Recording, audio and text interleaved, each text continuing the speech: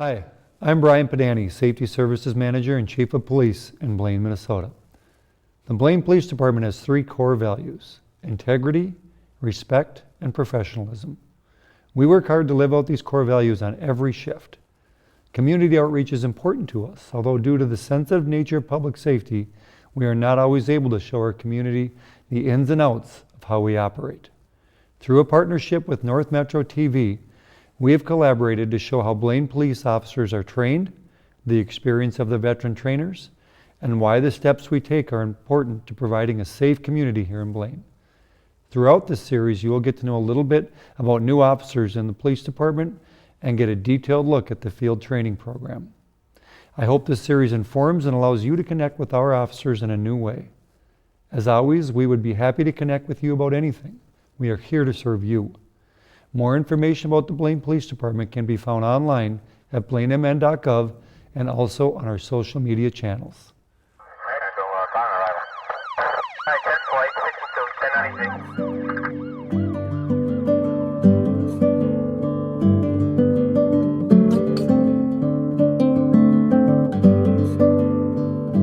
Grew up visiting my uncle at his law enforcement department he was in, really liked that, and then was in the military, wanted to continue to serve the community, and then from there, I don't think an office job would have been for me anyways, so being out and about and just helping the community. There's tons of good people here, tons of options, things to do. It's a great community and it's growing, provide plenty of opportunity. Like I said, I'm a Navy veteran, so I'd have that. Have a child, a 5-year-old son and a wife. Most of the time we spend outside of work, we do a lot of camping and fishing and all the outdoor stuff, so that's basically what I do. I think everyone comes in with a different aspect and a different way of thinking that helps me and shapes me into how I want to be a police officer, what I want to do to make a difference and ultimately help people in the best ways that I can.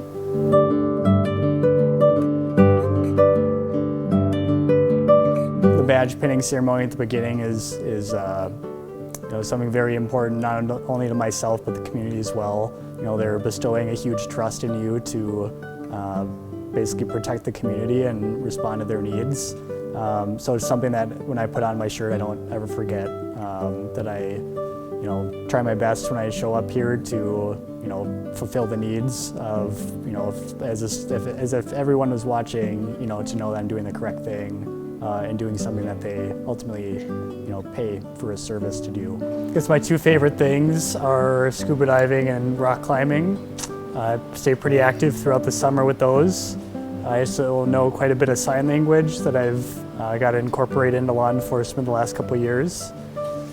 Other than that, I grew up in Blaine, started here as an explorer in 2008, worked at 2 other agencies besides here, and happy to call this place home at this point. And ultimately, we're here to help. We're all human beings, trying to accomplish a goal is really what it is. I came here expecting something, and I totally felt like I was embraced in a family. Not only co-workers, down from the chief to the deputy chiefs, all the way to my co-workers, secretaries, CSOs, everyone super friendly. I like to sit down, joke around, have fun with friends, hang out with my family. I enjoy snowmobiling, dirt biking. I just bought a motorcycle, so I'm out there waiting until it warms up. But yeah, I enjoy having fun, joking around, and I'm a super easy person to get along with. The training here best prepared me for every situation that I would need to run into, and I'm excited to be here.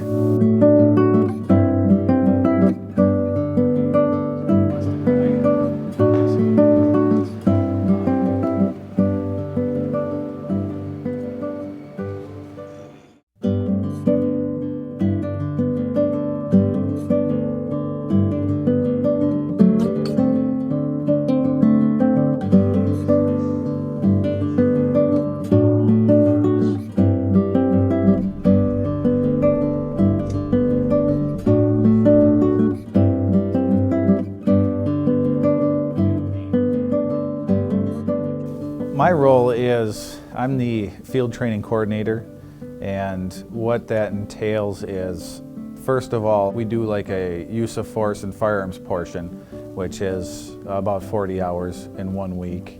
And after that, we get into another 40-hour week where they will go over like the computer systems, how to work the body cameras, the squad cameras, how to set up your squad. We will run through things like DUIs and how to do that process, just because it's a very in-depth process, and work on some more of the paperwork aspects of the job so that they at least have somewhat of a foundation before they actually hit the road.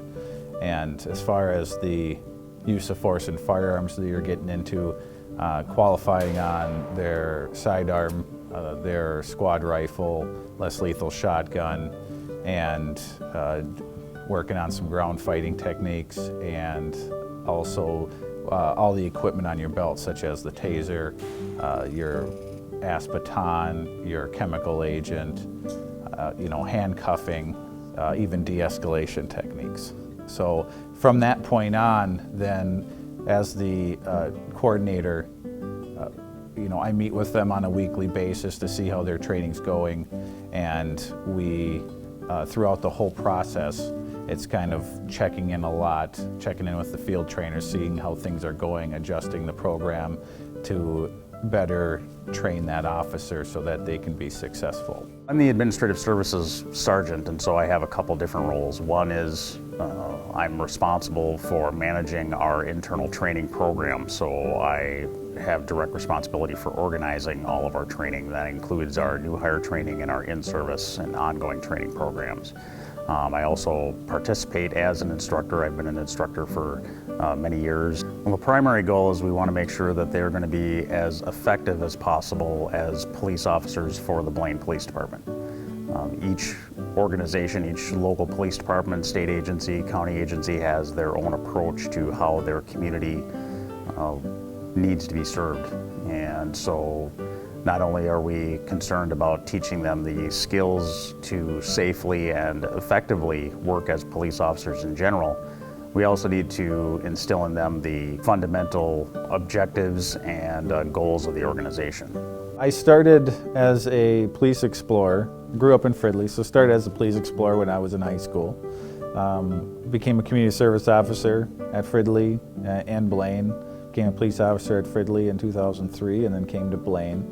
I grew up in the area, and so I think just growing up in the area, there's a part of me that wants the community to be as healthy as it can be.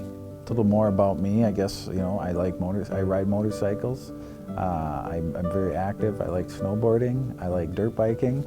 I've been a police officer for 23 years. Besides my career in law enforcement, I'm a military veteran. I was in the Naval Reserve for 10 years. And during my time in the Navy, I was also a use of force and firearms instructor during my service. I'm married. I have 2 teenage kids, which take up a lot of my time, especially with activities. But when I do have time, I'm a big fan of fishing and deer hunting. Do those activities, as well as basically just hanging out with my family. That's a really important thing for me, spending that time. Well, I've always felt that I wanted to be part of something that was bigger than me, and I think that led not only to my interest in law enforcement, but also in my interest in serving in the Navy. After a few years of being an officer, it's something that I really became passionate about, and the more I did it, the more I enjoyed it. And I think that getting to be at the sergeant level, doing this is really the goal that I had set for myself. And I'm really actually enjoying what I'm doing now, and having that first contact with new officers and training them the way I believe this department wants to see officers being trained, and developing that once they get on their own.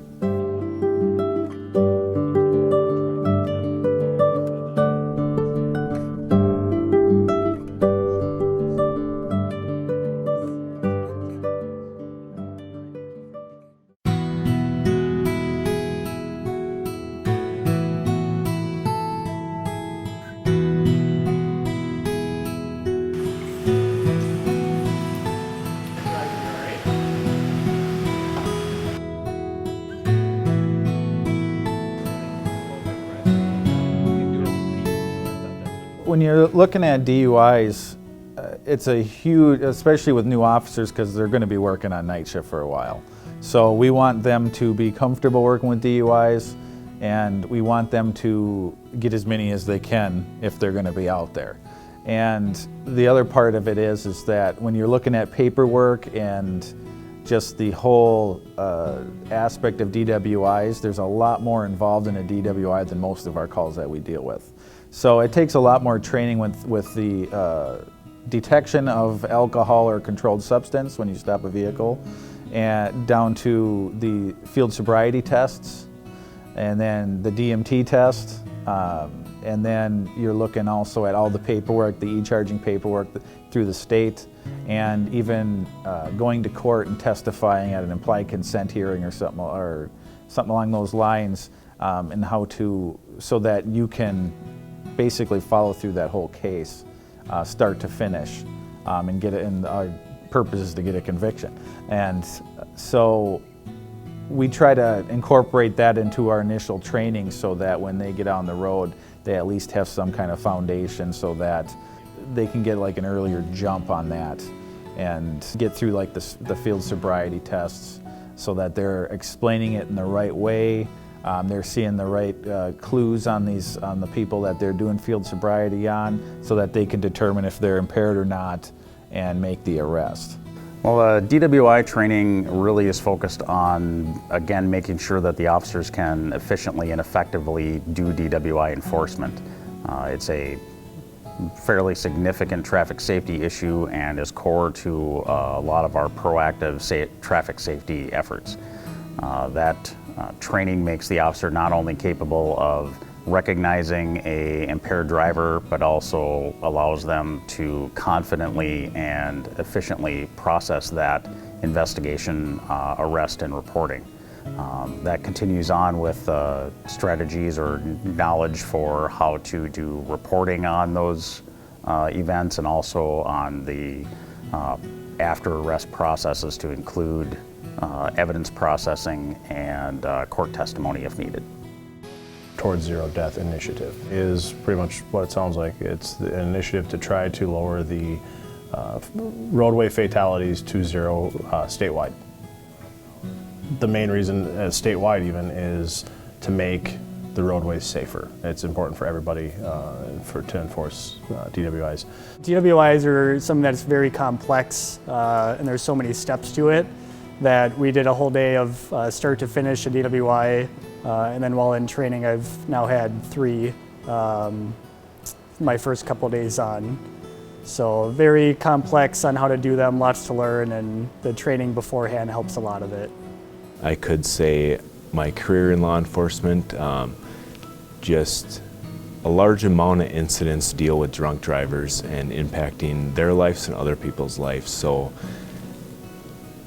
stopping something like that before it happens is a huge thing, not only in Blaine but in Anoka County, towards zero deaths. And it's very important not only to educate but to enforce that law as well. Taking the drunk driver off the road before they can hurt someone else or themselves or someone else, super important of how much propaganda is now out on grabbing a safe ride. You know, with all the ride shares going on, it's pretty hard to come up with an excuse to drive if you've had too much to drink. Back in 2006, we had over 2,100 DWI arrests in Anoka County. Compare that to 2017, where we had almost 1,300. While the number of arrests have been going down, so have the roadway fatalities, because we're out there. One of the things that we did with TZD is a high visibility component. We don't just go out and wave a group of officers to stop cars. There's traffic safety vests that are worn for high visibility. We use roadway signs that actually say you're entering a DWI arrest corridor. I mean, and the goal is to make people think about what their actions are going to be later in the night. When working with the TZD grant, everybody has to have standardized training, and that goes across the entire state with people that work the TZD grant. The 3 components that are required to work the TZD grant are advanced field sobriety training, occupant control and safety, as well as drugs that impair. So those are the 3 required trainings that everybody who wants to work the TZD grant has to have. We work together as a whole, as a county, all 11 law enforcement agencies work together. There's meetings every month for the group to plan enforcement actions, to plan different speed waves or seatbelt waves or distracted driving. All of those are planned out as a group together. So it's not just one agency that has the lead. It's a group effort. I can tell you that the officers and deputies that work TZD in Anoka County, be it a police department or the sheriff's office or a state trooper, we all know why we're working these extra shifts. Where the goal is to pull these impaired drivers off the road and to make the roadways safer. None of us enjoy going to fatal crashes and seeing what happens to people when these type of events happen. Do we want to have to put people into jail for making bad decisions? No, but that's part of the job, and to make sure that we're holding people accountable for their actions. And in the end, I think we've seen the stats show it, that we're making an impact and people are making better decisions.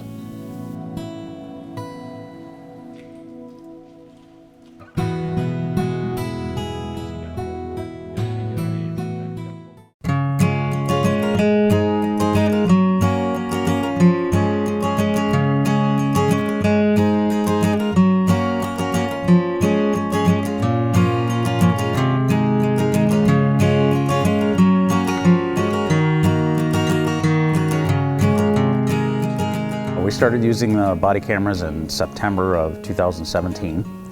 In particular, we use the Axon Body 2 product. That's the device that we're wearing.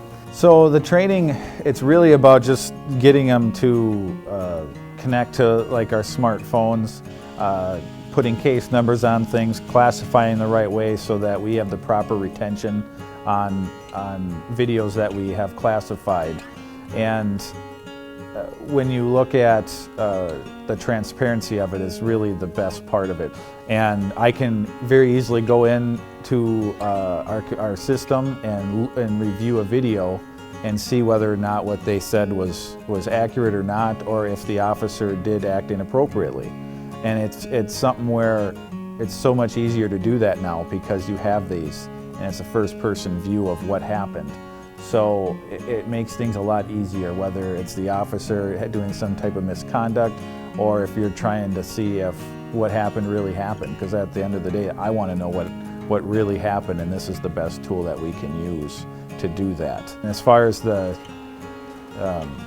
training aspect is getting them to, understand like the retention periods and making sure that they're turning it on the calls that they're supposed to be turning it on, so that if you do get a complaint and you go in to look at it that they never turned it on, well, that's going to be an issue, and we want to avoid that at all costs. So I think a lot of it is that, just making sure they understand how to use it, they understand the importance of when to turn it on when they're supposed to, and then the classifying it the right way so that the appropriate retention periods are met. We're not going to shut the cameras off if somebody requests us to do it, because we don't know what's going to happen after that camera's off. We want transparency, and even though the person that we're maybe dealing with doesn't want that same transparency, we do. And it's not like this is public data where somebody can just come to the police department and get it if they were not involved in some situation. It's not going to be like that. So there is privacy with these if somebody is concerned about that, but we're not going to shut these cameras off just because somebody wants them off. So they're going to be recording, and if you see a body camera, expect it to be recording. We want to not only be able to collect evidence, because that's really the primary use of the body camera, is simply to collect good evidence about what the officer sees or what is going on around the officer. Now the camera does not see what the officer sees. Okay? It never will. Okay? We can't duplicate the human eye and the human brain in how we perceive the environment, and so the best thing that we have is a wide-angle high definition camera. And so we're trying to use that to collect as much environmental information as we possibly can. And the officers need to be aware of that. They need to understand what is going to be caught by the camera, what is not. They need to be aware of and have strategies for how to best use the camera so that they can collect as much information or as much critical information as possible. There may be things that the camera will not catch. And so what officers do is they will position themselves or move the camera or lean one way or another or turn one way or another in order to try and make sure that they're capturing those specific things on the camera, realizing that they may be looking at it, but that doesn't mean that the camera is going to see it. So knowing those limitations, knowing what the good parts of it are, we spend a lot of time talking about that and then going over examples and strategies for the officer to use it as effectively as they can. It was very cool. The first time I used body cameras was here in Blaine. It helps your case. It helps protect myself, protect the department. The evidentiary value it has is huge. If a situation were to arise and we make an arrest, for that evidentiary value to become evidence in a jury trial and for everyone to see what we see is huge, and it's a huge tool we have, and I'm glad we have it. So really like them for the fact that everything is recorded. Some other things that you take a kind of a long statement, you want to go back and help write your report, you can literally pull quotes off the person that they had said instead of trying to remember and paraphrase kind of what they said. Other part of a training opportunity, if you do something incorrectly or maybe something that's unsafe for officer safety wise, is to go back on the video, be able to watch it and say, hey, I don't like how close I was standing to that person, or I didn't like my approach up to the house or a vehicle. Stuff like that helps as well, going back to learn from. I think transparency is huge. There's been, over the last several decades, that there's been more and more of a push of government transparency. And that is, I think there's been particular emphasis placed on law enforcement, because law enforcement is the most visible and most potentially intrusive part of the government. And so anything that we can do to make sure that we're being as transparent as we can, but also protecting the reasonable rights and privacy of people, we need to try and do that as much as possible. And the cameras definitely help with that. The most significant advantage of the camera overall is that people that do not experience these things and would not ever experience these things can get some insight into what police officers have to do.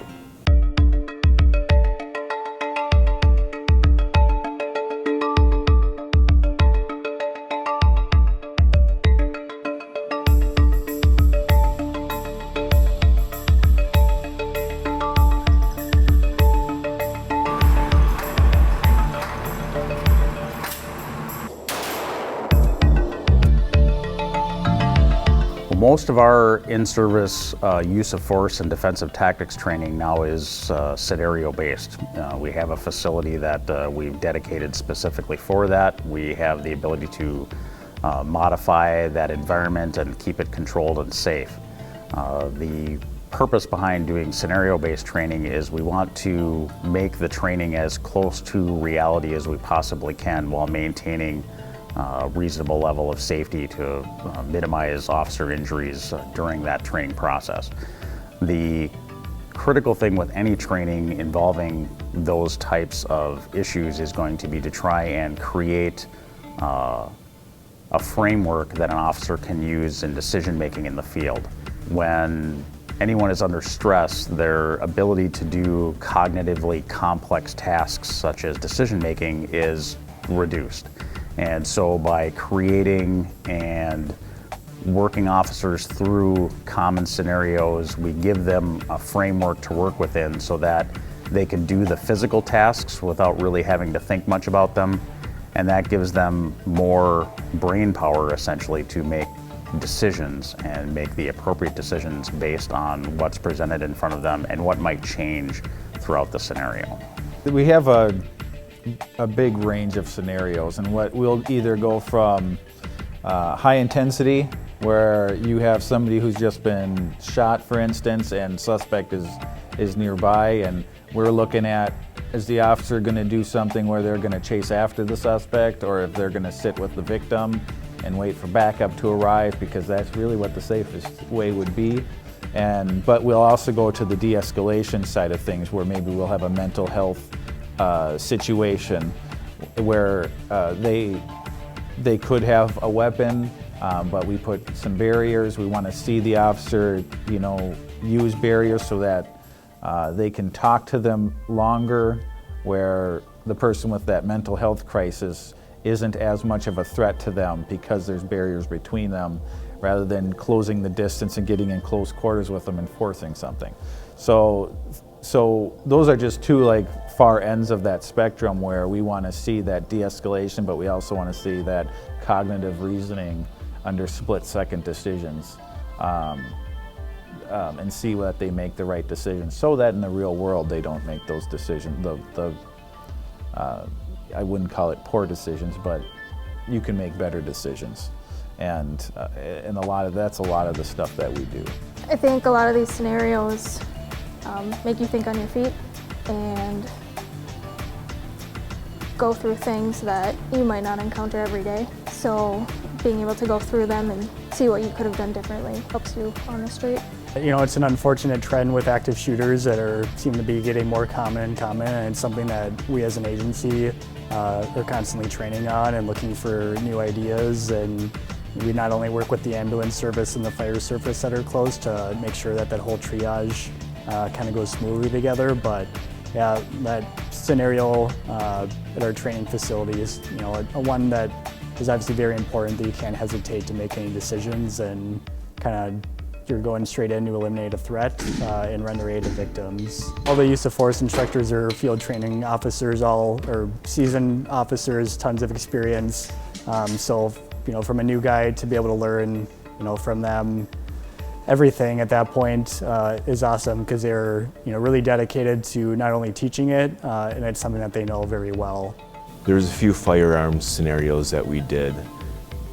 Just the action versus reaction time was huge, and just seeing you be able to react to somebody's action and how much time they have to react on you and you to react on them is huge. And I always think about that through every call and process that in my head as the call's progressing and going on, and if not done, I always think, what if this happens? What if they do this? What if they pull out something and I have to react? That's something I always process through my head on each and every call I go to.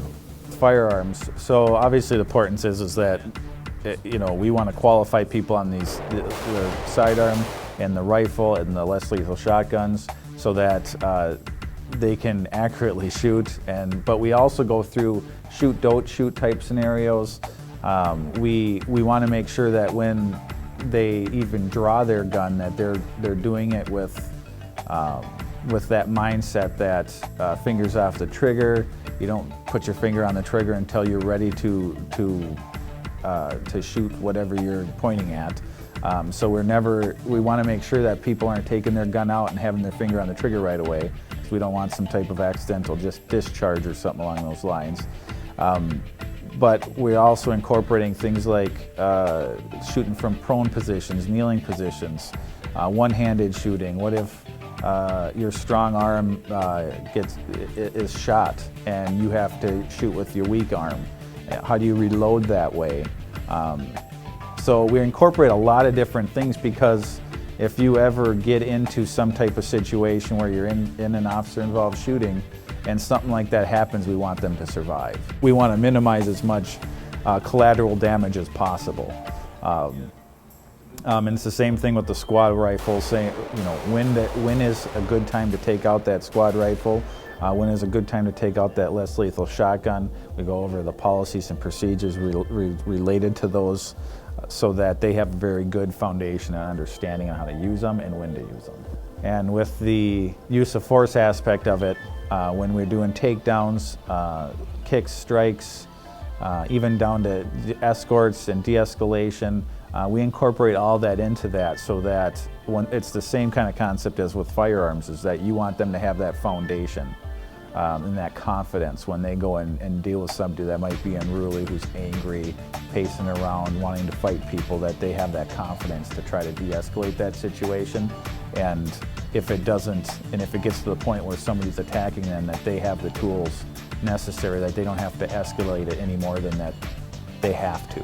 And the better foundation they have, even with like hand-to-hand type combat stuff, the less likely they'll have to escalate that force. Ultimately, we need to make sure that officers are going to be safe and that they can protect others, and when we do have to use force, that we're doing it not only in a constitutionally correct context, but that we're also minimizing the amount of force that we have to use in order to effect that control or defense.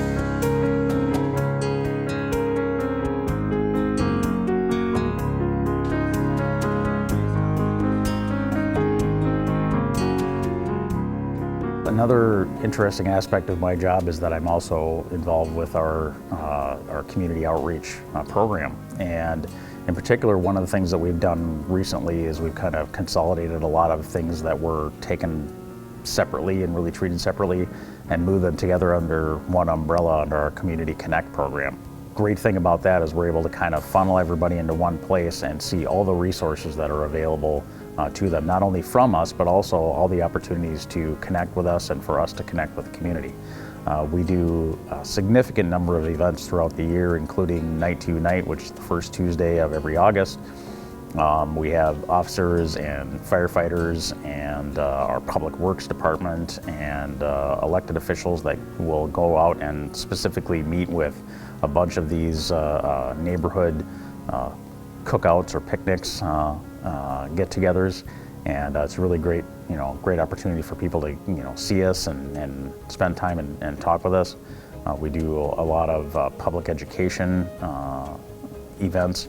The Senior Safety Fair, we've had that for 18 years now, and we reach out specifically to that, to that demographic and address issues that are specifically occurring within that part of the population.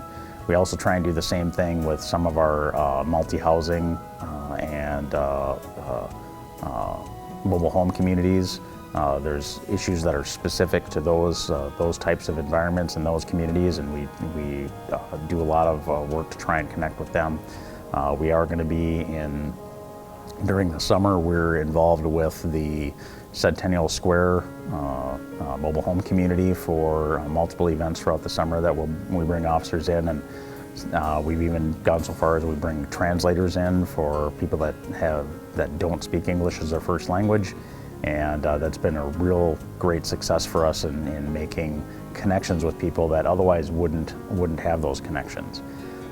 We've been participating along with the fire department and the Anoka County Human Services on the New Americans Academy, which is a offshoot of the ESL, or English as a Second Language training, or classes that the Anoka County holds. And we've been able to make connections there and give people an opportunity to really learn why we do what we do and how things in terms of policing might be very different from where they originate from. And we want to make sure that we're communicating that well to people so that they understand that we're not what they might envision as the police that they're used to. And we are truly part of this community. We are truly out here to help them and to keep them safe and to make them feel safe, most importantly.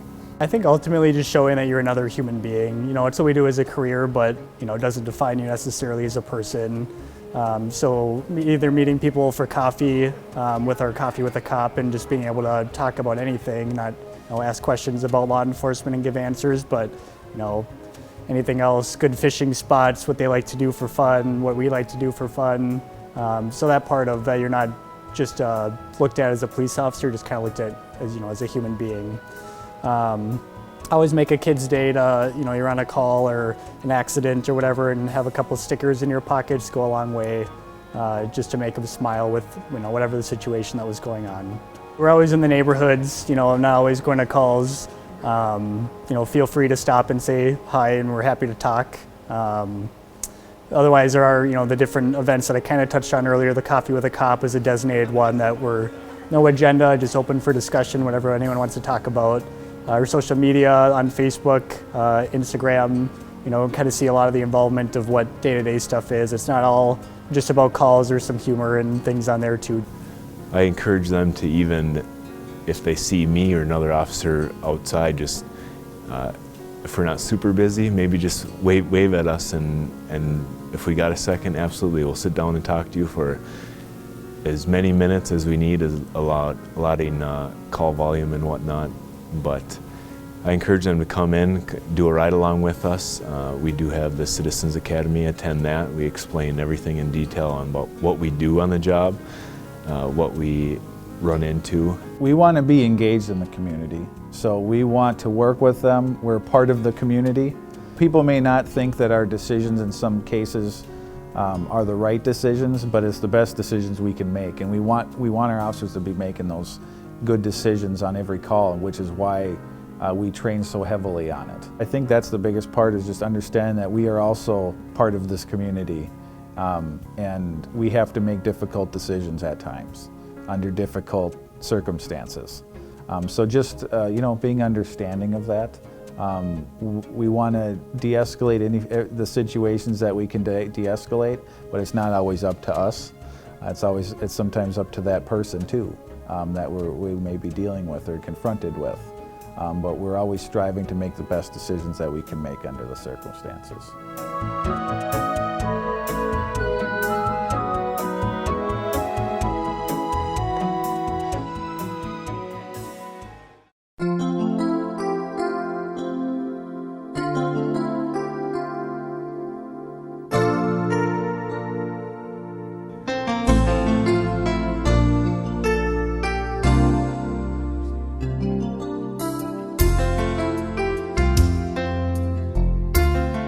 When training new officers, we want to instill in them our core values of integrity, respect, and professionalism. And we want them to go out into the public and have that professionalism, and also treat them with the respect that they would want to be treated, or one of their family members would want to be treated. And that's really the goal that we have in our new hires and as a department as a whole. Once these new hires get done with field training, I know that they're ready to be on their own and to make good decisions based on our core values. And they're going to have that good impression on this police department and the city. We, seek out the best applicants. We do everything we can to screen the cream of the crop to get here. We're a agency that attracts high quality applicants. We have a good reputation across the profession for not only the quality of the organization overall, but the quality and effectiveness of our training program. And so we will train these cops initially. They'll come in, they'll get qualified, they'll get their foundational training. They go into field training, and then beyond that, they'll be getting ongoing training here all the time. We have monthly training on different topics that we're doing. We do additional, defensive tactics and firearms training multiple times a year.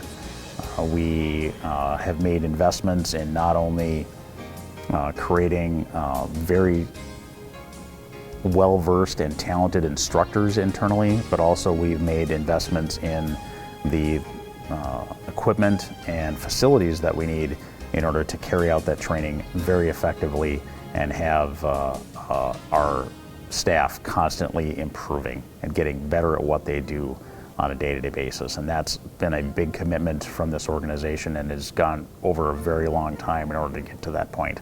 And I think that you can start here now and you'll have great training when you start off, and it'll give you a really good foundation, but then you will continue to get excellent, up-to-date, cutting-edge training here for the rest of your career. And that's a big statement. There's a lot of places that aren't able to do that, and because of the support that we get here, we're able to do that and continue to make sure that the best possible police officer is responding to help you. So my first day in at 6 p.m. we got a call that all of a sudden I realized that it's real at this point, and that I have an address and I have to figure out how to get to it. And once I get there, what am I going to do? And remember to turn my camera on to make sure I'm at the correct house, to figure out do I know the exact elements that fit this law that's been broken here or not. Do we have enough to make an arrest or not? What's kind of our overall plan? So a lot of things that are kind of running in your mind as you're getting to the address and making those decisions once you get there. Make sure you gather all their information that's that you're going to need to later write your report, and it's a lot. But after a couple, it seemed the nerves calmed down a little bit more. It means a lot. I mean, to give back to a city that I really like and still continue to choose to live in.